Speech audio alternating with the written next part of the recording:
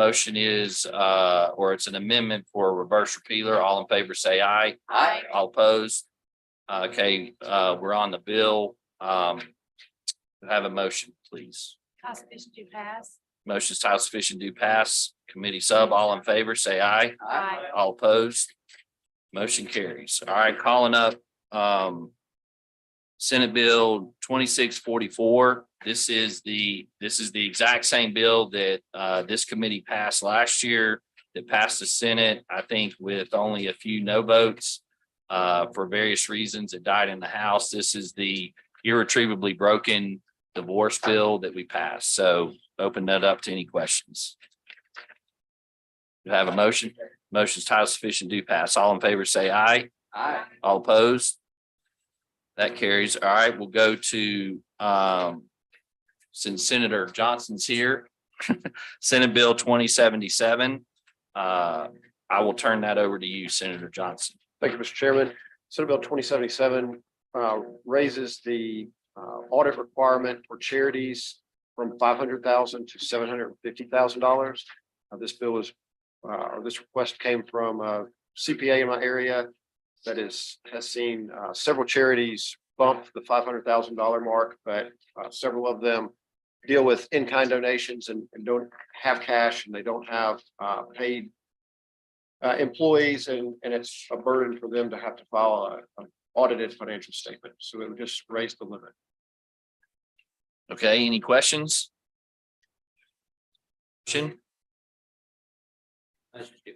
Motion's title sufficient to pass. All in favor, say aye. Aye. All opposed? Thank you. Motion carries. Call up Senate Bill 2073, age of majority. I'll briefly state, simply allows for getting home loans and entering contracts for real property. It lowers the age to 18. I've heard a lot from our bankers friends and many others who support this legislation. Senator McCon, any additional comments on that bill? Motion, that's good enough. Motion is title sufficient to pass. All in favor, say aye. Aye. Aye. All opposed? That carries. Let's see. We have, I'm going to call up 2197. That is actually your agenda. That we had actually tabled that. We had tabled that. That was Senator Seymour's about I apologize. That came through subcommittee, and there was a discussion about the power of attorney given to our veteran service officers, right, Senator McCon? So it is clear. Okay, will you go forward, my friend, then? So this language is just really allowing your county veteran service officer to be able to represent that veteran in assisting with claims, benefits, appeals in an administrative hearing for the United States Department of Veterans Affairs. It's not issuing full durable power of attorney. It's not doing anything of that nature. This is just allowing that veteran service officer to go in there and help them get those benefits that they need. This has been discussed. I think Veterans is here. If you have any questions whether they approve of it, but a lot of the language came from them, and we were able to tweak it to get into this level. Any questions? Senator Turner Ford. Thank you, Mr. Chairman. Is there a reason why we couldn't just insert the language that Senator McCon just mentioned for the purpose of claims, whatever, like 5 or 6 words? I think you did. I think it says it right here. Oh, okay, I don't see. That's actually there. That addresses my concern. Thank you.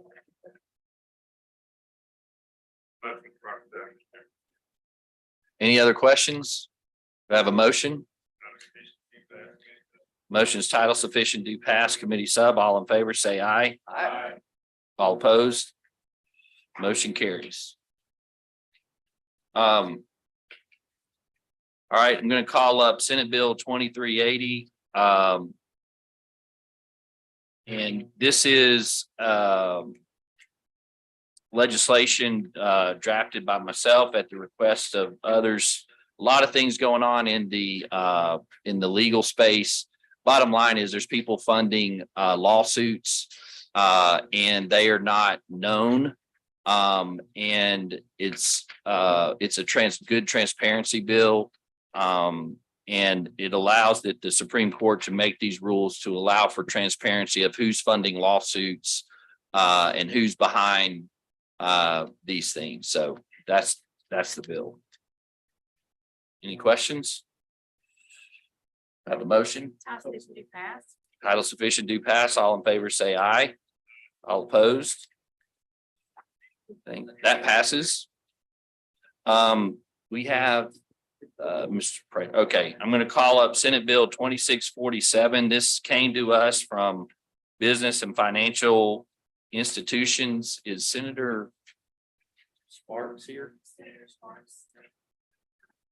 Oh, 2647, Senate Bill 2647. Thank you, Mr. Chairman. This is bill was double referred and came through Business and Financial Institutions, and there was a reverse repealer put in the bill. So just make sure that that is made aware. This is a bill that Mississippi Association of Realtors supports. This deals with the Real Estate Commission on a very particular issue, is the issue of the property condition disclosure statement. This is something that is filled out by the seller of a piece of property in a transaction when realtors are involved. If it's a for sale by owner, this document is not required. But this document is not something that the licensee can fill out or, mark in any way. And the licensees have been subject to discipline under the interpretation of the regulation through the Real Estate Commission for information missing on this document.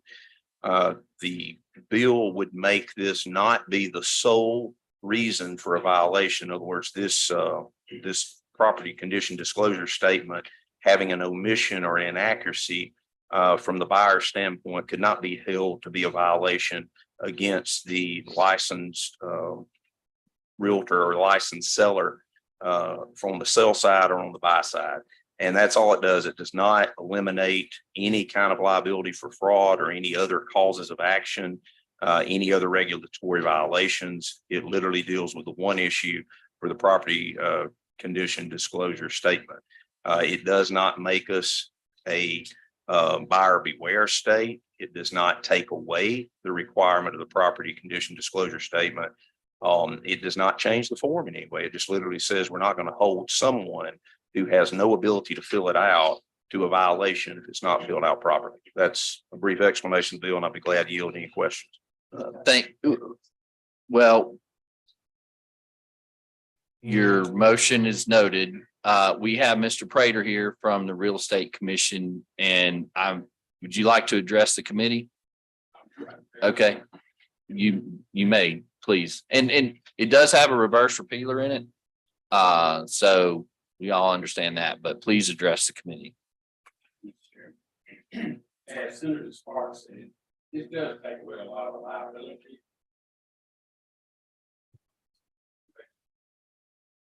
This bill also does, it removes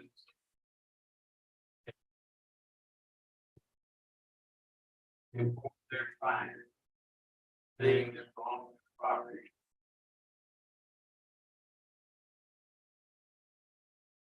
And this removes that obligation from the licensee.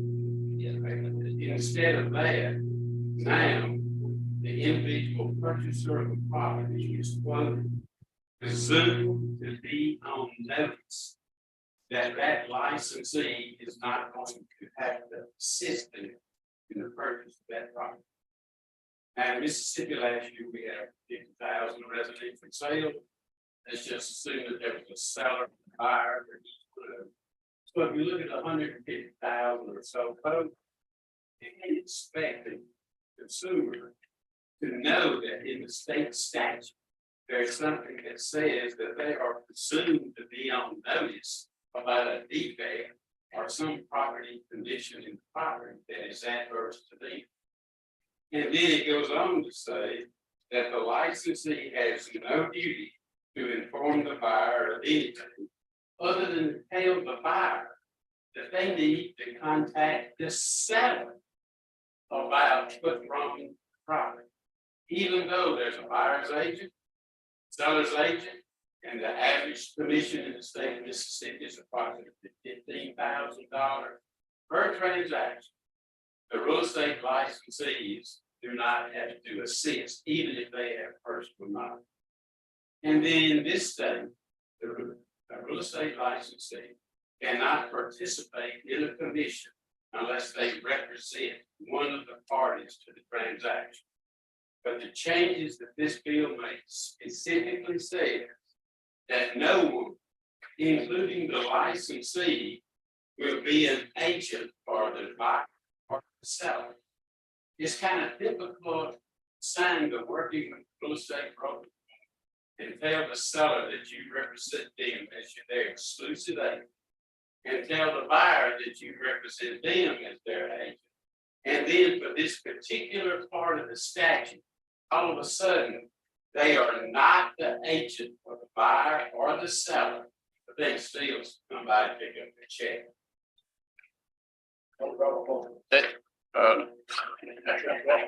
Are you withdrawing your motion? Okay, thank you, Mr. Prater. Do any questions on the bill?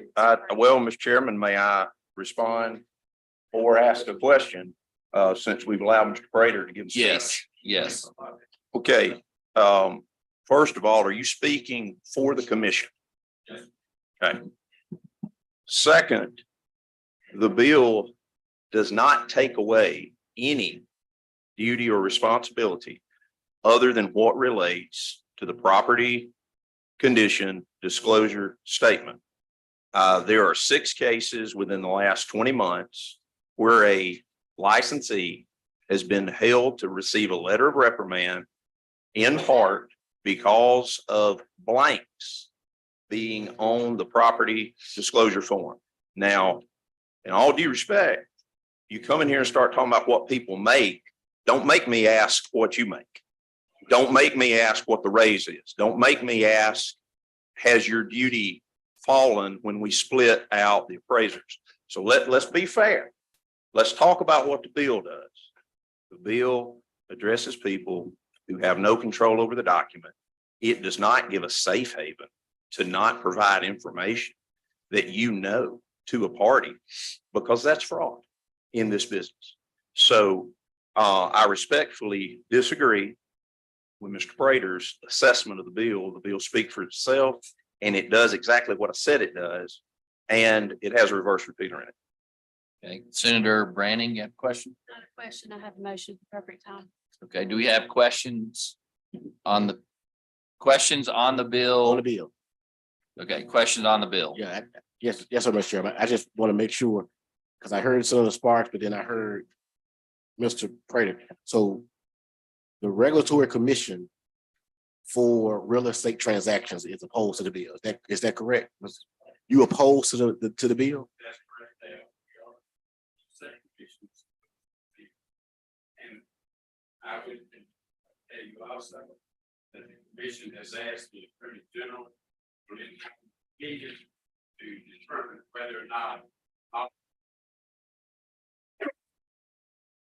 this piece of legislation should it pass, and to see if it is, that it can just be removed from the state statute. And do you have that? Do you have that opinion yet?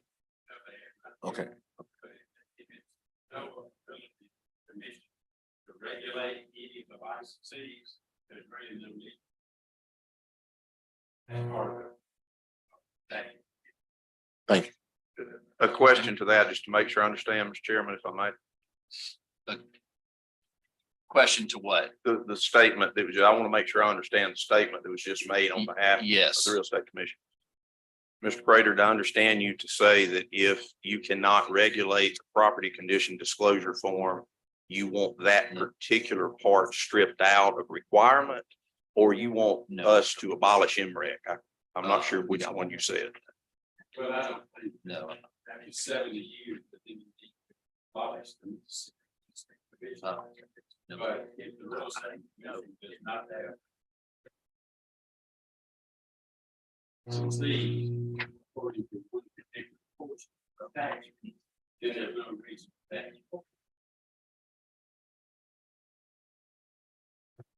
Okay, and I'm gonna ask my question again to make sure, because I don't want to misunderstand. Is your statement that if you cannot regulate the property disclosure form, you want the property condition disclosure form removed? Just that? Is that what you're saying? Just a portion of the state. Okay, thank you. Because that could be interpreted two ways. All right. Just a portion of the statute, concerning the property condition disclosure statement.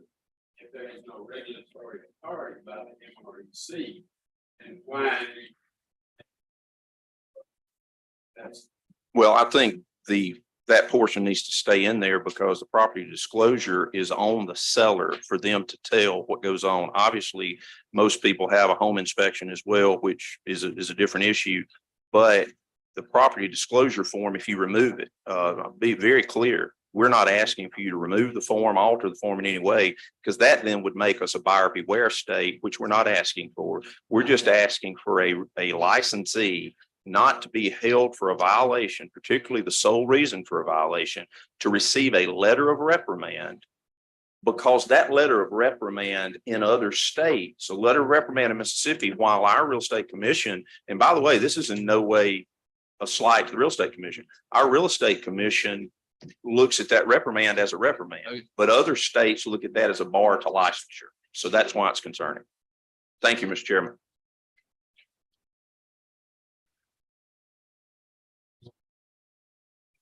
Do we gotta go back down there? I would yield to any other questions. If not, I would have a motion. So, all right, Senator Branning has a motion. My motion is title sufficient to pass. Motion's title sufficient to pass committee sub. All in favor, say aye.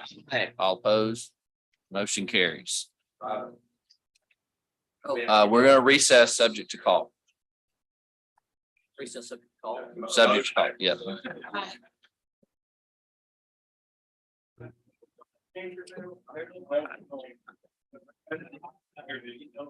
Thanks. One.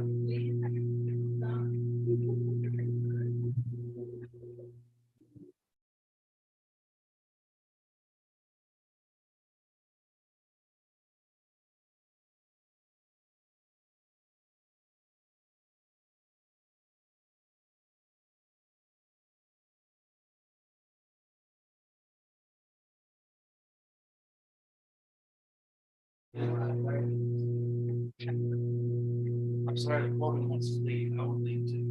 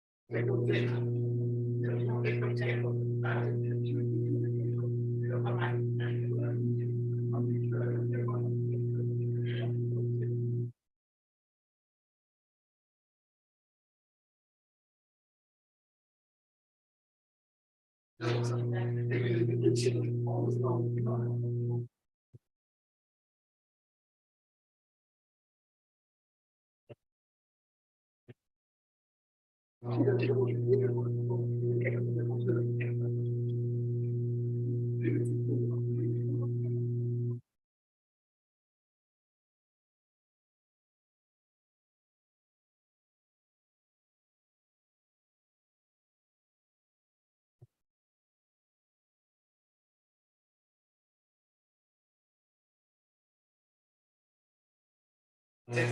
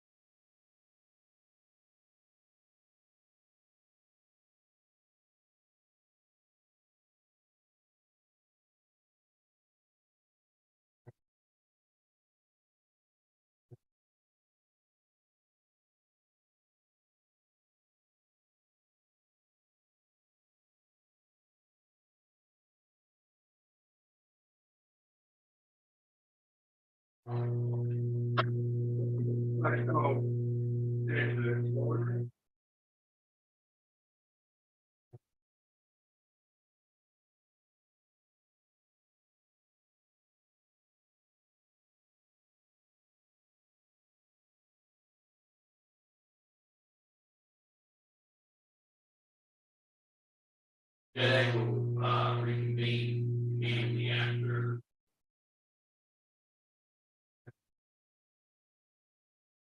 Anyone else?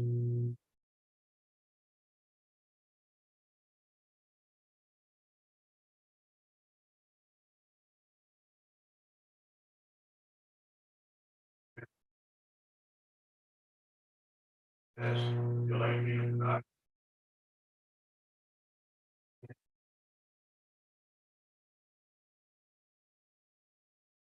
Well, you know, the big thing about that thing,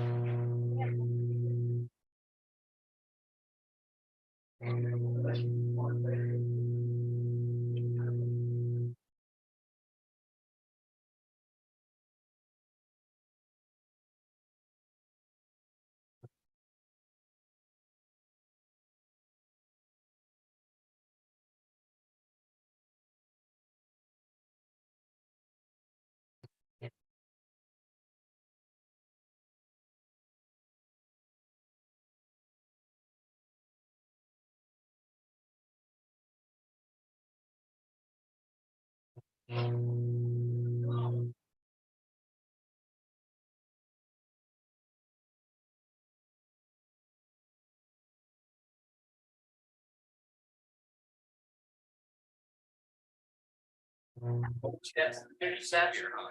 Yeah. I'll wait. Get my caffeine in too. I might not sleep for 2 days. That's true. That just counteracts caffeine. It is. Healthy lifestyle we live up here. Soak everything in bourbon and butter and we'll go with it.